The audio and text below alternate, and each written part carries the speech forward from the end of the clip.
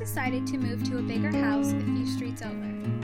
There is a big backyard and you're so excited because your parents told you that you could plant a flower garden in 1/4 of the yard. You need to fence in the yard to make sure that the deer don't eat your flowers. In order to determine how much fence you need to calculate the perimeter of the yard.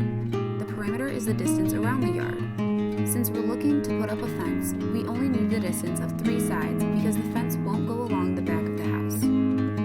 To compute the perimeter of the yard, you need to first find out the length of the yard. To do this, you get the help of your parents to measure the yard. You find out that your yard is a rectangle, with the shorter opposite sides being the same length of 15 feet. You find that the length of the side farthest away from the house is 130 feet. To find the perimeter, you need to add all 3 sides together.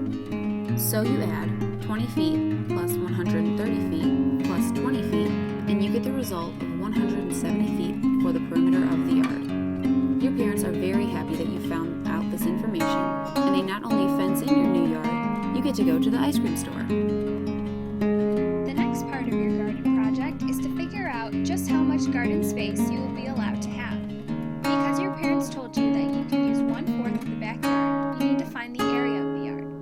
As you learned in math class, to find the area of a rectangle, which is the shape of your backyard, you use the equation length times width. The length of your backyard is 130 feet, and the width is 20 feet. When you multiply this, you get 2,600 feet squared. At first, you tell your parents the area of the backyard, but they remind you that you can only have 1/4 of the space in the backyard. Then you remember that 1/4 means you divide by 4.